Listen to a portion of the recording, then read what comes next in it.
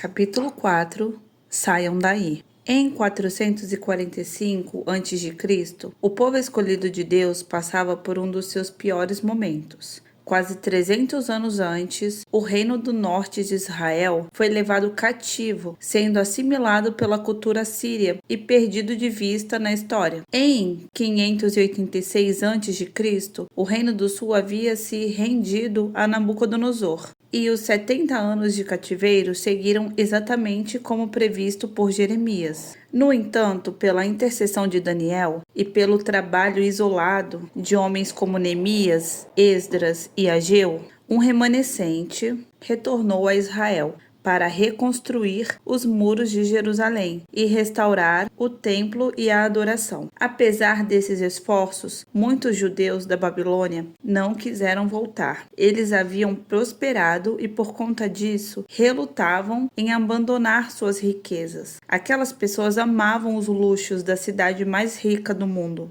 Por que abrir mão do conforto do seu lar adotivo em troca de um futuro incerto na terra áspera e desolada dos seus antepassados? Na sua visão de mundo, eles ainda eram judeus e achavam ser possível manter a sua religião sem precisar se santificar para voltar. Na realidade, eles estavam viciados na Babilônia e nos seus prazeres. Para pessoas assim, Isaías gritou: retirai-vos, retirai-vos, sai daí, não toqueis coisa imunda, sai do meio dela, purificai-vos, vós que levais os utensílios do Senhor. Isaías, capítulo 52, versículo 11. Em mais um pedido sincero, Deus estava chamando os seus escolhidos para uma vida separada, longe da Babilônia. Observe que ele manda o seu povo agir, tomar uma atitude. Separem-se.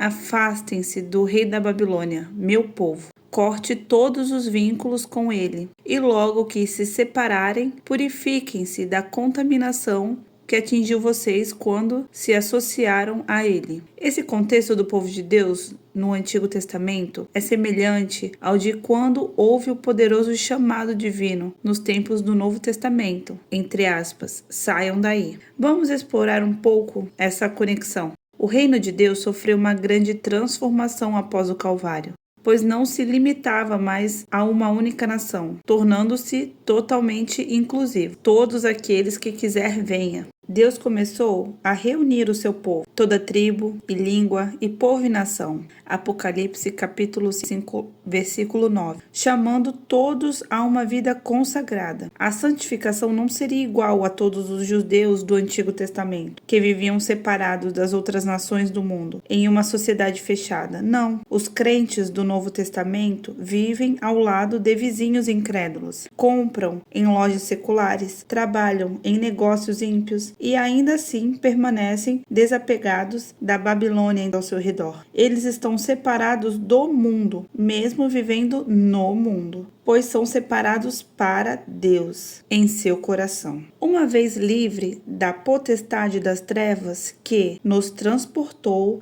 para o reino do Filho do seu amor. Colossenses capítulo 1, versículo 13. Os cristãos devem viver separados do sistema deste mundo, como vasos consagrados para o seu uso divino. Eles devem ser conhecidos como santos, que no grego significa separados, à parte, cheio do Espírito Santo. O apóstolo Paulo questionou a igreja quanto à maneira que agia. Ou não sabeis que o nosso corpo é templo do Espírito Santo, que habita em vós, proveniente de Deus, e que não sois de vós mesmo, porque fostes comprado por bom preço. Glorificai, pois, a Deus no vosso corpo e no vosso espírito, os quais pertencem a Deus. 1 Coríntios capítulo 6, versículo 19 e 20. A igreja, do grego eclésia, que significa fora de, e kletos, que significa chamado, é o corpo coletivo dos separados, entre aspas. Na linguagem do Antigo Testamento, aqueles que eram chamados por Deus formavam a congregação do Senhor,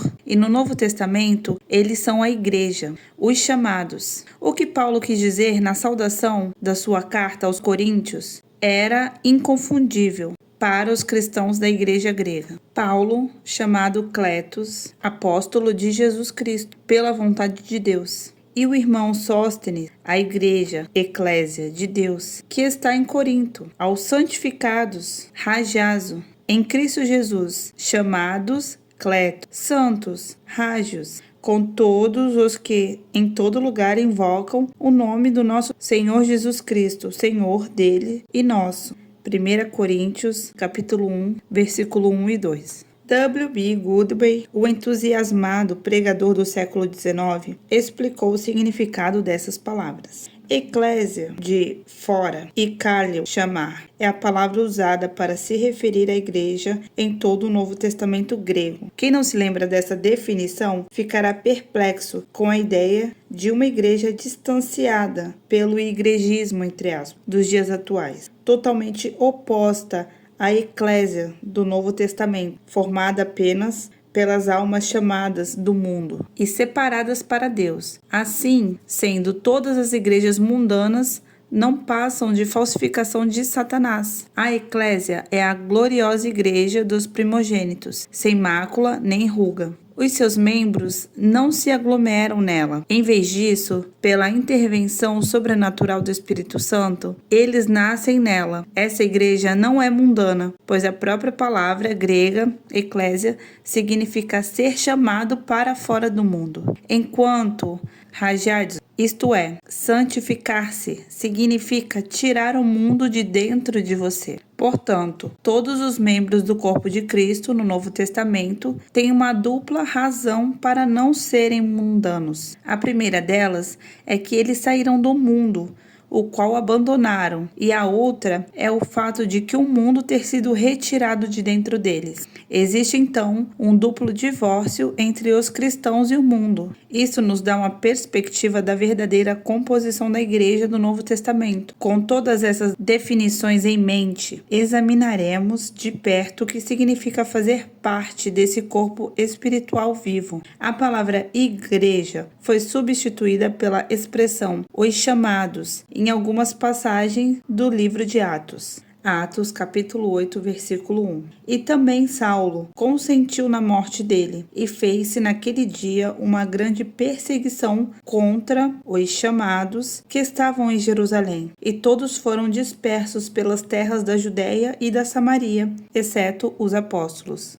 Atos, capítulo 8, versículo 3. E uns varões piedosos foram enterrar Estevão, e fizeram sobre ele grande pranto. E Saulo assolava os chamados, entrando pelas casas, e arrastando homens e mulheres, e encerrava na prisão. Atos, capítulo 9, versículo 31. Assim, pois, as igrejas, os chamados, em toda a Judéia e Galiléia e Samaria tinham paz e eram edificadas, e se multiplicavam andando no temor do Senhor e na consolação do Espírito Santo. Atos capítulo 12, versículo 5. Pedro, pois, era guardado na prisão, mas a igreja, os chamados, faziam contínua oração por ele a Deus. Atos, capítulo 20, versículo 28. Olhai, pois, por vós e por todo o rebanho sobre que o Espírito Santo vos constituiu bispos, para apacentardes a igreja, os chamados, que ele resgatou com o seu próprio sangue. A igreja de Jesus Cristo nasceu de maneira extraordinária, e as conversões foram profundas e marcantes. O antes e depois da salvação eram muito diferentes. Os convertidos sabiam da perseguição